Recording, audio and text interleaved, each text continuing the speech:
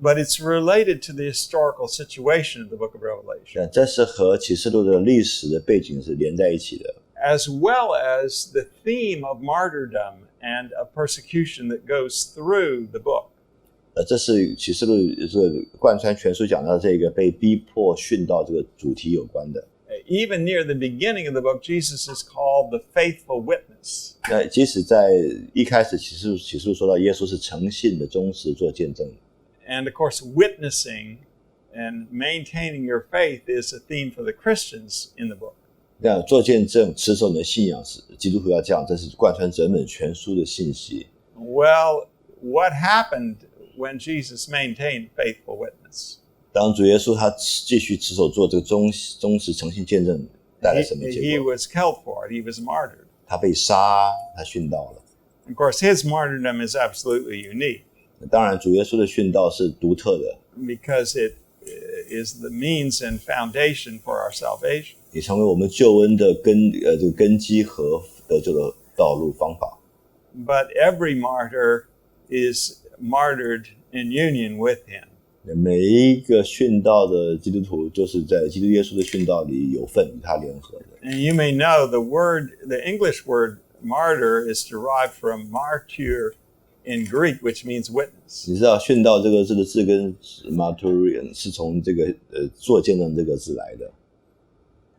So Jesus is the faithful martyr, if you want to translate it that way. 如果你要这样来翻译的话，你可以说耶稣基督是这个忠信的见证者、殉道者。Though I think in the book of Revelation, the Greek word martyr has its ordinary meaning of witness. 当然，启示录这个书里面用了这个殉道这个字，我当然知道它是有最基本，大家都知道意义，就是为了信仰而死。You could see how from that this special meaning of martyrdom could develop. 你可以看到这个殉道这个特殊的意义，可以在如何来把它展开来解释。Now the point then is that persecution and martyrdom are a real and present threat to the church. 那这本书启示录告诉我们，这个逼迫跟殉道是真实的，会面临在教会，就教会要面对这个真实的考验。And there's one Christian man, Antipas, actually mentioned by name in Revelation 2, who has been martyred. 那这个启示录还特别提到这个安提帕这个人的名字被提出来，他真是为了信仰而被杀殉道。And the implication is there's more to come. 换句话说，还有其他忠心为主作见的人会被杀、被逼迫殉道。Now imagine that you're a Christian there in the first century. 假想你是活在第一世纪的基督徒， And you've seen Antipas be killed by the Roman authorities. 你看到安提帕被罗马官员这个判处死刑被杀， And he's gone. 他走了。Apparently he's been defeated. 那外表看来他是被击败了， His witness has been wiped out. 他的见证已经被人家除灭了。And it may happen to you. 这可能发生在你身上。 So did you make a mistake when you became a Christian? 所以你成为基督徒是不是犯了个错误？为什么要成为基督徒呢？ The church seems to be losing. 好像教会是失败的。Martyrdom eliminates people in the church. 那这个殉道杀他们，不过就是难道不是把这些基督徒除掉了吗？ So this is a very disturbing kind of feeling that a Christian might have. 这是基督徒可能遭遇非常难受、非常困扰的这个经历。Are the persecutors winning? 那这些逼迫人，他们最终会得胜吗？ And the answer specifically from Revelation 20 is they are not. 那答案来自启示20章，特别清楚告诉你，他们没有失败。And the appeal, as I think Philip Hughes sensed, is ultimately to the death and resurrection of Christ. 所以这就是为什么 Philip Hughes 他的注释说这强调的关键是基督耶稣的复活是这个架构。Christ is the great martyr of all time. 那主基督耶稣是独一无二这一位死了殉道又复活的。But his death was not the end of the story. 但耶稣的死并不是故事的终结。Christ was raised from the dead and is now enthroned. 那主耶稣从死里复活，现在做王掌权。He reigns over all the nations, including the persecuting nations. 他统治万民万国，包含那些逼迫的这些集权的国家的领袖。And he's the pattern for understanding Christian martyrdom. 那他的殉道成为这个架构也典范的让我们明白基督徒殉道的意义是什么。Martyrdom leads to victorious resurrection. 因为殉道会导致荣耀复活得胜。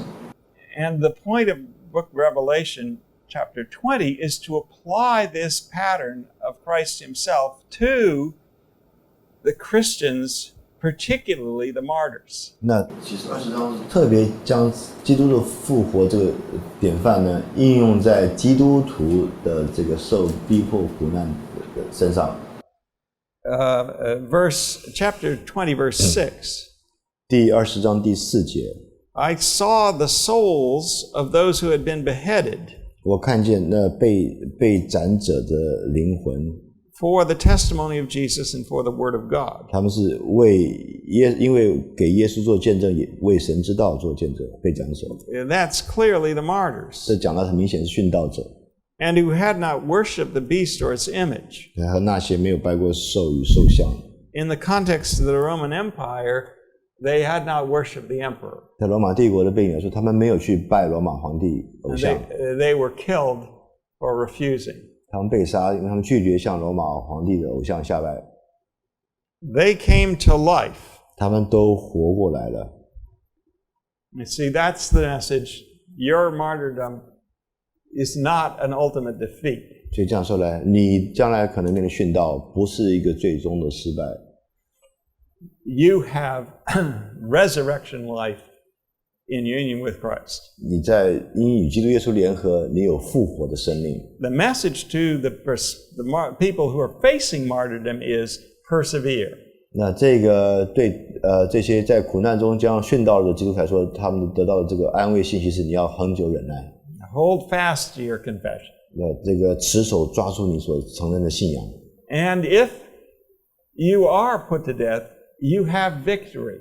如果你最终是被杀殉道的话，你得胜了。You have victory even at the moment of your death. 即使在你被杀死那一刹那间，你得胜了。Because immediately you go to reign with Christ. 因为从那时候你就立刻与基督在一起，一同作王了。I may make this vivid if you will let me. 我可以把这个更活泼的表达，如果你愿意的话。Picture yourself as a Christian believer in North Korea. 想一想你假如你是在北韩的一个基督徒。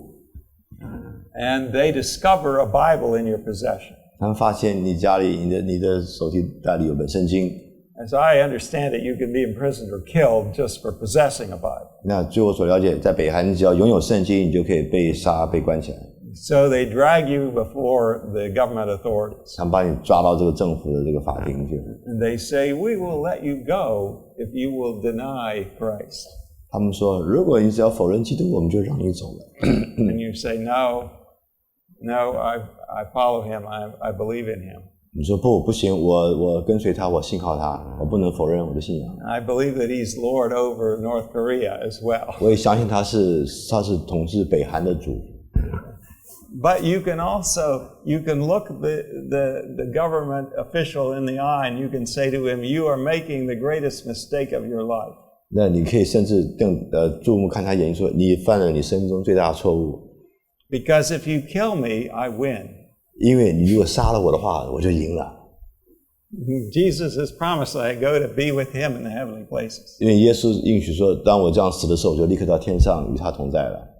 And I will pray for the defeat and change of this government. 那我继续祷告，这个国家这个极权主义被击败，而且被改变。And because it's opposing Christ and putting Christians to death. 因为你们这个国家是反抗基督，而且去谋杀基督徒。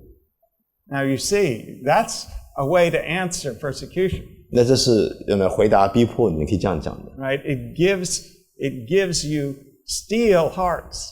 给你一个这个刚强壮胆的心。And I believe that's part of the message of Revelation. 我相信这就是启示录的一部分的信息。And it fortifies the people who are facing persecution. 它能够装备刚强那些在面对苦难逼迫中的基督徒。